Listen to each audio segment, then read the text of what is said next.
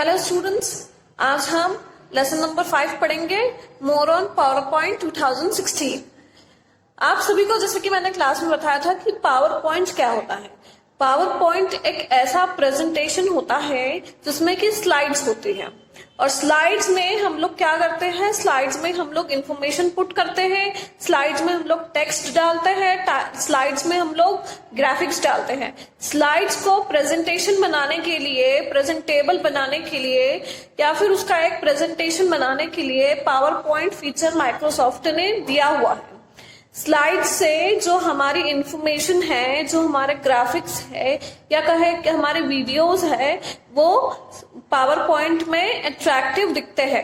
Power point एक ऐसा feature है माइक्रोसॉफ्ट का जिसमें कि हम हमारे वीडियोस या हमारे टेक्स्ट या हमारे जितने भी ग्राफिक्स है, पिक्चर्स है, वो हम साउंड के साथ, एनिमेशंस के साथ चला सकते हैं। तो आइए हम पढ़ते हैं मोर ऑन पावर पॉइंट 2016। जैसा कि बच्चों आप मेरी लैपटॉप स्क्रीन देख पा रहे हैं, इसमें मैं सबसे पहले जाऊंगी स्टार्ट बटन में। स्टार्ट बटन में जाने के बाद मैं जाऊंगी ऑल प्रोग्राम्स में। ऑल प्रोग्राम्स में जाने के बाद मैं जाऊंगी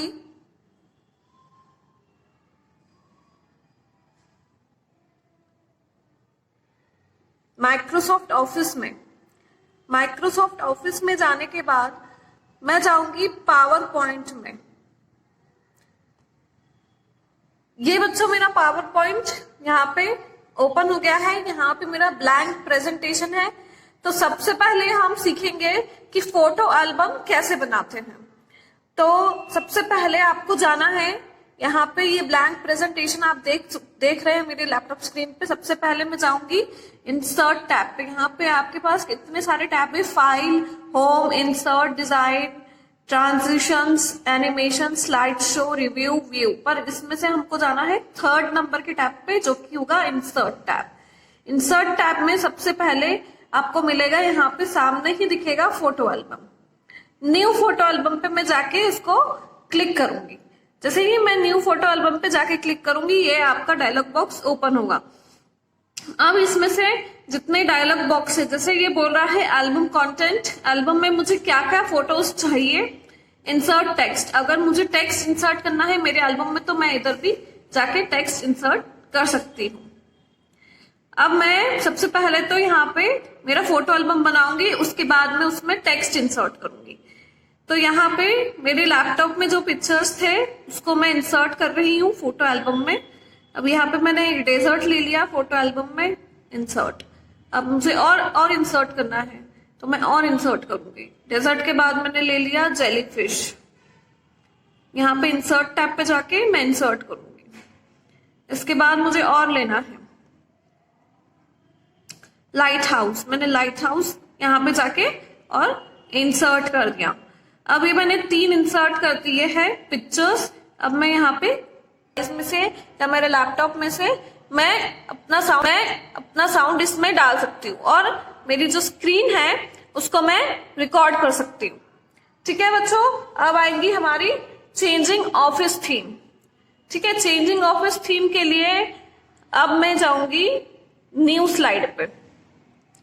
ठीक है, तो मैं गई न्यू स्लाइड पे। अब मैंने ब्लैंक डॉक्यूमेंट, ब्लैंक प्रेजेंटेशन खोला।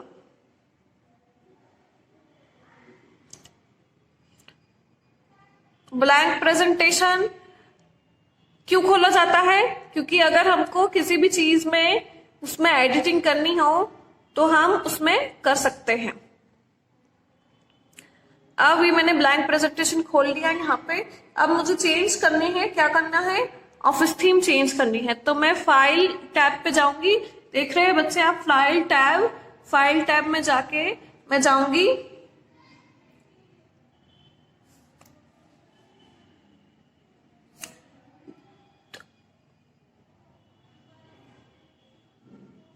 फाइल टैब में जाके बच्चों मैं जाऊंगी ऑप्शंस में। ऑप्शंस में जाके मैं ये ऑटोमेटिकली जनरल, बाय डिफॉल्ट ये जनरल टैब खुल गया है यहाँ पे। अब इसके बाद मैं यहाँ पे कलर स्कीम जो है ये चेंज कर दूंगी। अगर ब्लैक का चाहिए मुझे तो ब्लैक कर दूंगी, ब्लू चाहिए तो ब्लू कर दूंगी, सिल्वर चाहिए तो सिल्वर कर दूंगी। तो मैंने यहाँ पे ब्लू अपना सिलेक्ट कर लिया।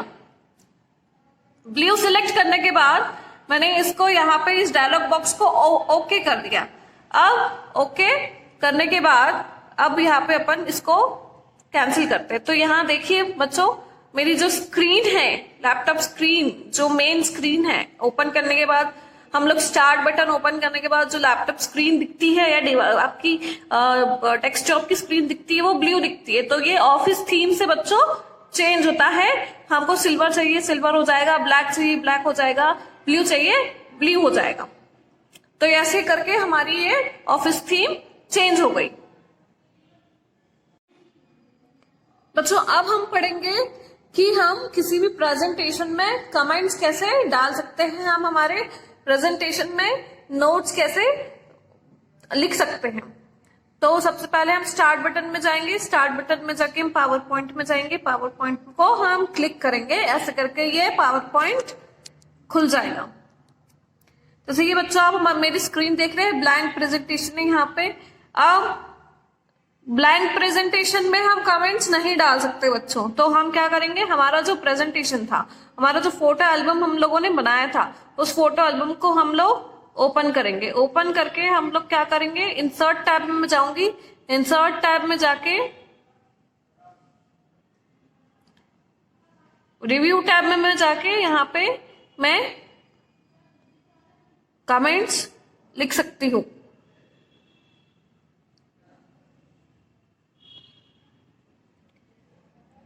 जैसे कि बच्चों आप लोग देख रहे हैं यहाँ पे मेरा ब्लैंक प्रेजेंटेशन है, मैं रिव्यू टैब में जाऊंगी।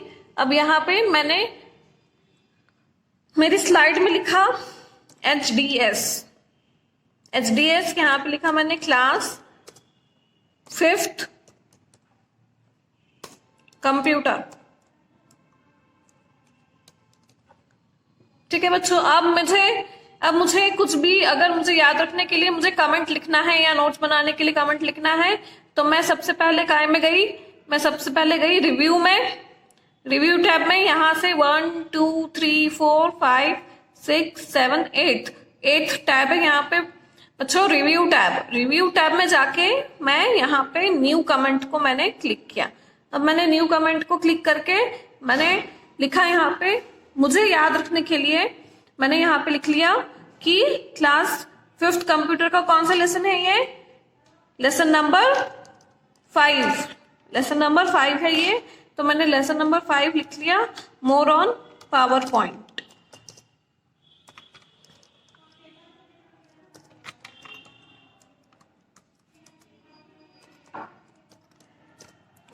ऐसे करके बच्चों मैंने यहाँ पे मेरा एक न्यू कमेंट मैंने लिख लिया।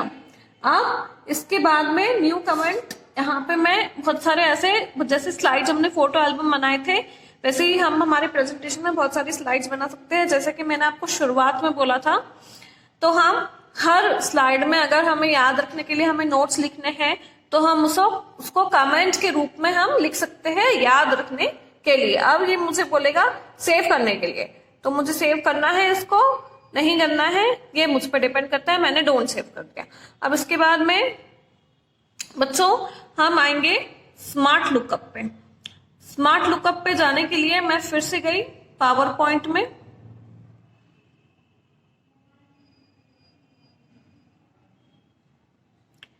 पावर पॉइंट में जाने के बाद बच्चों मैं गई रिव्यू टैब में, रिव्यू टैब में मैं गई। रिव्यू टैब में जाने के बाद मुझे अगर कुछ भी इसका स्मार्ट लुक देना है, जैसे कि आपकी हेडिंग से समझ में आ रहा है कि स्मार्ट लुकअप, तो स्मार्ट लुकअप ऐसा होता है कि इसको हम प्रेजेंटेबल बना सकते हैं, इसकी हम आउटलाइन दे सकते हैं, इसको हम ऐसा शो कर सकते हैं।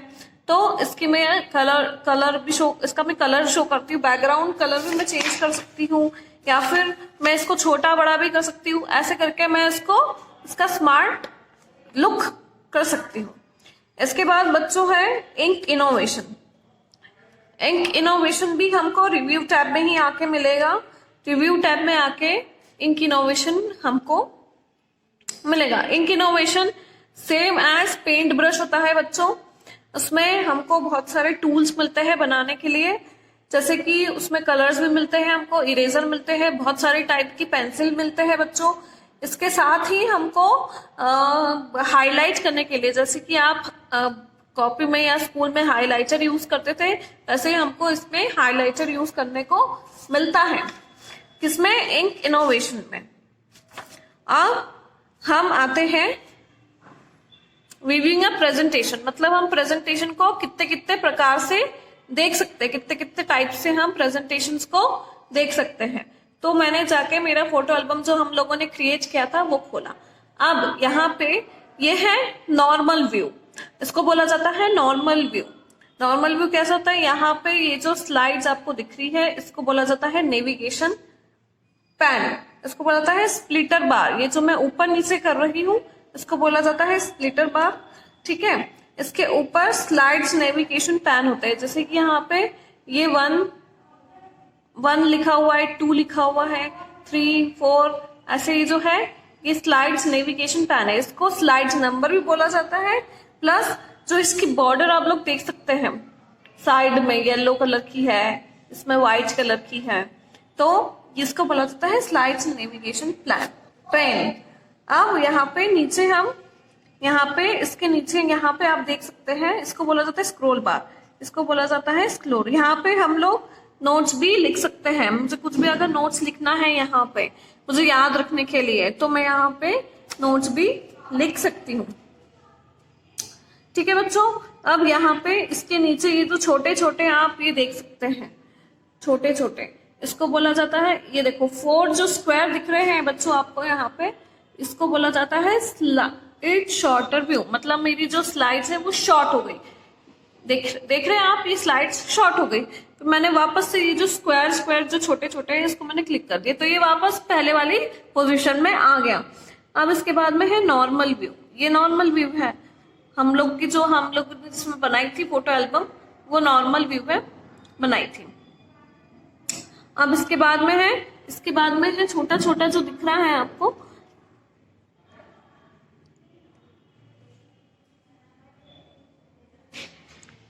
इससे मैं अपनी स्लाइड्स को बड़ा कर सकती हूँ। स्लाइड शो व्यू, मेरी स्लाइड्स इससे क्या हो गई बच्चों? बड़ी हो गई। इसमें मैं ये देखिए, इसमें मेरी स्लाइड्स क्या हो गई? बड़ी हो गई।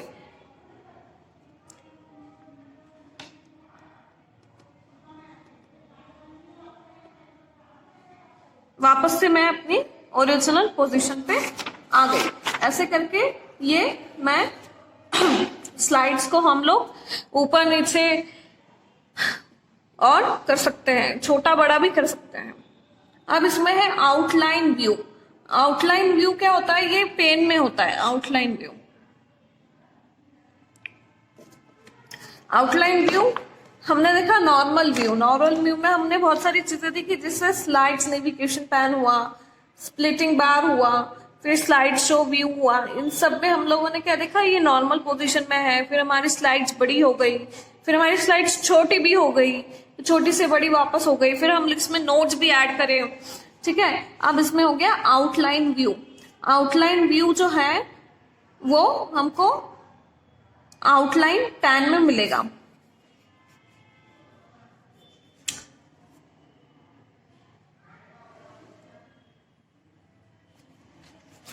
बच्चों इसके लिए हमको हमारी जितनी भी, जैसे कि मैंने सेकंड वाली स्लाइड, मेरी ये वाली स्लाइड माउंटेन्स वाला फोटो मैंने सिलेक्ट किया। अब माउंटेन्स वाला फोटो सिलेक्ट करने के बाद मैं गई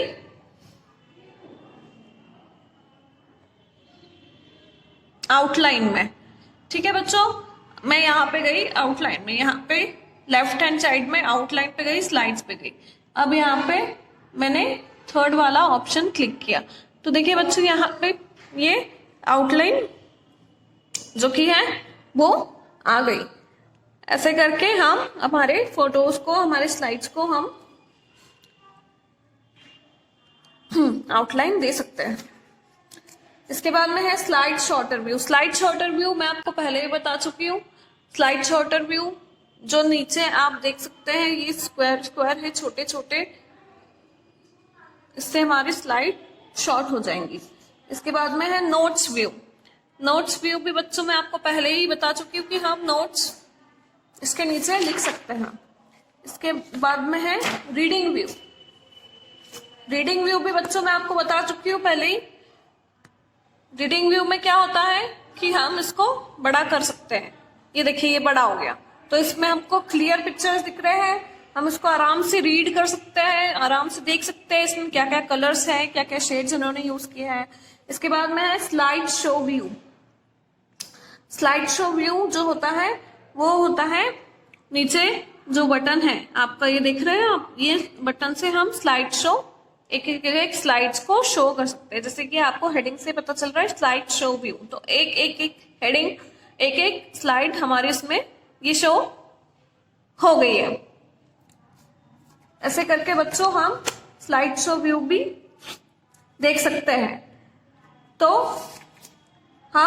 हमने देखा यहाँ पे नॉर्मल व्यू, इसके बाद में हमने देखा स्लाइड शो व्यू, इसके बाद में हमने देखा कि हम एक स्लाइड्स को कैसे रीड कर सकते हैं, और उसके बाद हम रीअरेंज अपनी वापस से पोजीशन पे ला सकते हैं। रीअरेंजिंग स्लाइड्स मतलब हम अपने पोजीशन को वापस से ला सकते हैं। इन आउटलाइन व्यू, आउटलाइन व्यू में भी हम स्लाइड्स चला सकते हैं। और इसके बाद में है कि हम हमारे जितने भी स्लाइड्स हैं भले ही 20 हो 25 हो, जितने भी स्लाइड्स हो, हम उसको उसमें टेक्स्ट डाल सकते हैं, उसमें कलर्स भर सकते हैं, उसमें जितने भी शेप्स हुए, जो हमारी इक्वेशंस हुई या फॉर्मूलाज हुआ, वो हम उसमें डाल सकते हैं।